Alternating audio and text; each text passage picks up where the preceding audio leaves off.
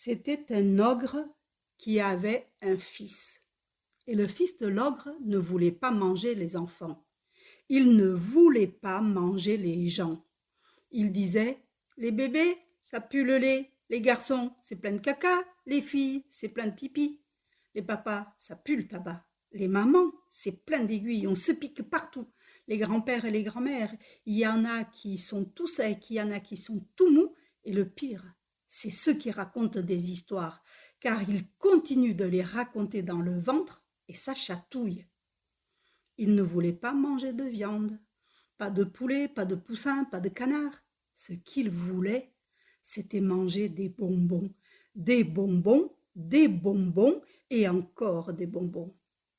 Alors, un jour, son père lui dit, « Ce n'est pas possible, tu manges tout le temps des bonbons. Tu vas perdre tes dents et quand tu n'auras plus une seule dent, quand tu seras grand, comment feras-tu pour manger les gens ? Quand je serai grand, si je n'ai plus de dents, je mangerai de la compote de pommes, de la purée de pommes de terre et de la glace à la vanille. » Quand l'ogre a entendu ça, il s'est mis dans une colère terrible, une colère si terrible qu'il ne savait même plus ce qu'il disait. « Tu as vu un ogre qui mange de la vanille et de pommes de terre, de la compote de vanille et de pommes de terre ? Tu vas te dépêcher de manger les gens et plus vite que ça. Tu vois, la maison là-bas au coin du bois. Dans cette maison vit un petit garçon qui n'est pas toujours très sage. Et quand il n'est pas sage, son père lui dit, « Si tu continues, j'appelle l'ogre. Tu vas te mettre devant la petite maison et dès que tu entendras le père qui dit « J'appelle l'ogre », tu rentres dans la maison et tu manges le petit garçon. C'est compris ? » Je ne sais pas si c'était compris, mais cet ogre, c'était un champion de football. Il attrape son fils, regarde le derrière du fils. Ah, c'était un beau derrière, tout rond, et poum, un grand coup de pied dans le derrière. Le petit ogre est parti, tel un ballon, et il a atterri devant la maison du petit garçon. Justement, c'était l'heure de la soupe, et le petit garçon ne voulait pas en manger.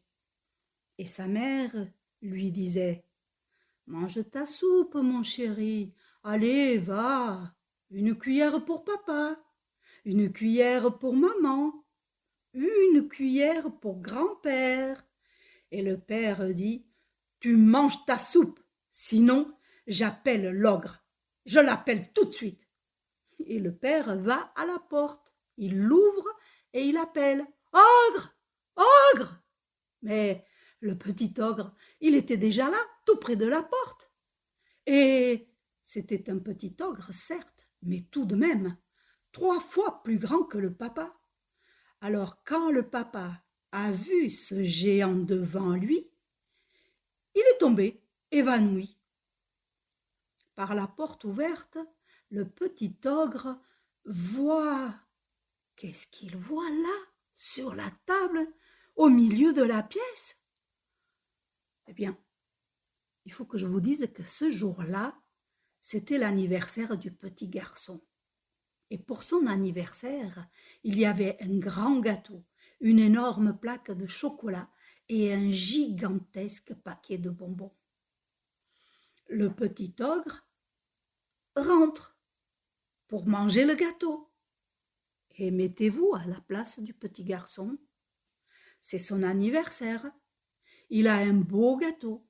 Et voilà, un ogre qui vient manger son gâteau. Je ne sais pas ce que vous auriez fait, vous, mais écoutez bien ce qui s'est passé. Le petit garçon s'est fâché et il a pris son assiette de soupe et de toutes ses forces, vlan, il l'a lancée à la tête de l'ogre.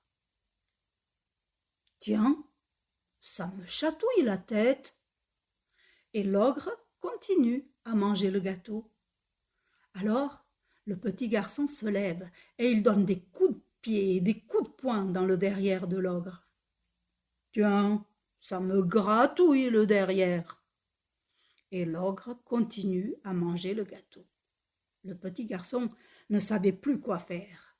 Alors, il s'est approché et ram!